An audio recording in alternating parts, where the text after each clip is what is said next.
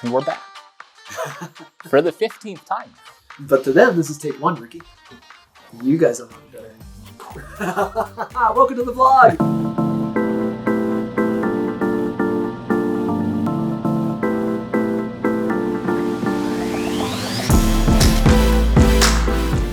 Welcome to the IAX vlog. Man, these vlogs are really meant to take you outside of the idea of just renting the plane for flight instruction only and really take you to the utilitarian side of it. So there's lots of these. Have you done some fun things with Cirrus? Gone any fun places in history? Yeah. All over the map. We've gone to Michigan, California, Arizona. You name it, we've probably been there at some point. Exactly. That's part of the fun. You know, you got to actually get out and use these airplanes. So IAX, Ricky did something cool. So game plan initially was I just had a normal under the hood instrument flight with one of my IFR students. But as an instructor, my goal is I want to get each and every one of my instrument guys in actual at some point in their training. Here in Colorado, it's a little more difficult, right? Because we're usually talking either major massive icing or thunderstorms. There's really no in between on clouds here in Colorado. Nothing like any of the coasts, yeah. But I was up flying with another student, a private pilot student, just doing our steep turns, doing our slow flight. And I'm just staring at this wall of clouds in the Springs going, oh, that would be perfect for Ben to go flying. That would be an amazing training opportunity. Get back on the ground, immediately text Ben, say, hey, what do you think about flipping into a turbo today and going to shoot some? So we had the Fiki, the anti-ice, and going to shoot some approaches down in the Springs. And he was on board, so that's what we did. Before we keep on kind of breaking down that in detail, just want to talk real quick safety here. Use the cameras. Record your aviation. Send some of it to us. We need content. They're there for a reason. They're really good, and they can be used very safely in aircraft. Placement. Where did you put yours? Ours was right on the dash between the two pilots. Exactly where you told me to put it. Perfect. And that's because there's a spot right there, but find a spot in your airplane that isn't in the way. Particularly, obviously, you don't want it smack dab in front of your pilot's face, right? We don't need that heads-up view of exactly what you're seeing. But if you can find a spot, perhaps, and somewhere kind of in the middle of the dash, that would be great. Or if you can actually behind your heads or somewhere kind of back here, if there's a way to put it in the ceiling between the both of you, that's a great way. I'm doing so much yoga right now. That's a great way to make sure that it doesn't even get in your way, but you still get a great perspective, right? Although a lot of people like to do this, they like to use that little tiny triangle between the glare shield and the door jamb there, and they like to use either one of those sides. You know what I'm talking about. I know exactly. Put their iPads there and everything. You use that little corner out of your peripheral vision to do so many things to judge how high you are above the runway. That's where it's most important, is in the round out, the landing flare. Exactly. That's where you're really subconsciously judging the ground through your peripheral vision there. Bingo. So that's probably a terrible place to put the GoPro. So placement. Let's get those cables, make sure that they're secured, and not flopping around. It's really not any different than making sure that your headset cable is out of the way. Same principle. Same idea. Don't want to get caught, so make sure it's just out of the way. And finally, set it and forget it, right? The video you're seeing is beautifully edited by Angel down to a couple minutes here, but I think we gave you, 35, 40 minutes of video? Easily. Yeah. So get ready. You're going to have to edit 35, 40 minutes of video just to get 1 or 2 minutes of really good footage for things like this vlog. Speaking of video, we're on to it here. Tell me what we're seeing. Went down, filed into the Springs. They were super quiet down there. So on actual days like this, they're really willing to work with you. Usually shouldn't have to be dealing with too much chaos or anything. Put in the notes when we filed, requesting multiple practice approaches in actual. As soon as they handed us off to Springs Approach, they said, hey, how many approaches are you guys thinking? And at the time, I didn't know, we knew the icing wasn't terrible, but we didn't know what extent we were going to see down in the clouds. So we told Approach, hey, we're just going to reevaluate after each one, see how the icings look, and decide if we do another or go home. Awesome. Great, sounds good. Went in and just started doing approaches. That's a thing? I mean, in IFR, that's a thing. You can do more than just one approach. And you can request in your notes, hey, we want to do the VOR 1.8 into Lamar, for example. Awful. That's such a neat little insider tip. Like, a lot of people don't think that. You think like, oh, well, the idea is get in the cloud, get out of the cloud, fine, we're done, it's over.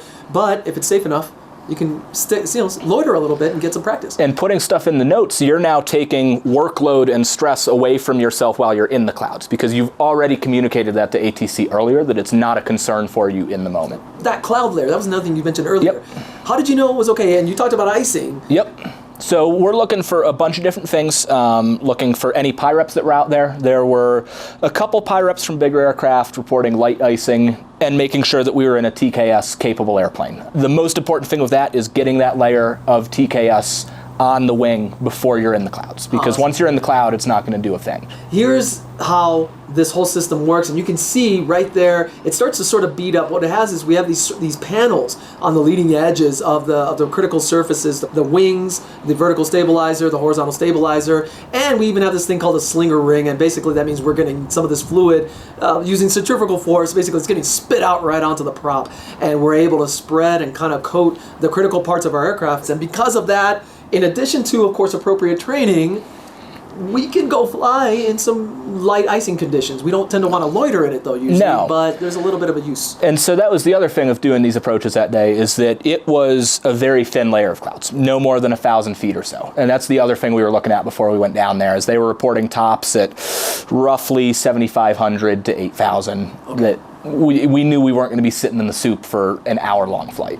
And we were, each time on the mist, we were climbing back out of it. We can regroup, we can see how it's looking. I'm watching this video. Man, this is great. It started kind of pretty outside, right? Gorgeous. It was a gorgeous afternoon. And then you just kind of descend slowly, and it doesn't seem bad, but now you're in a cloud, and wow, it gets dark kind of fast. Yep. How do you know you're going to break out at the bottom? Does it get darker and darker or something? Or it keeps getting darker and darker, but you just got to, at the end of the day, rely on your training.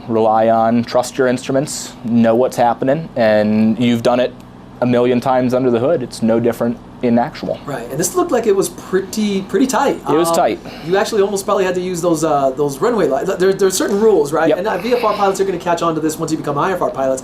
But there's certain rules that apply to when you can continue an approach. Yep. And this was awesome. You had like almost textbook. It's pretty textbook minimum. So what we were getting, to be allowed to descend past your decision altitude, you have to get some part of the runway environment in sight. And for us that day, we were getting our approach lights down there. Those were the first things we were getting, and we weren't getting those till probably about 300 feet AGL, which is roughly 100 feet above minimums or so. And then comes those beautiful green lights at the beginning of the runway. I saw that too. I actually, when I saw this video for the first time, I went, whoa!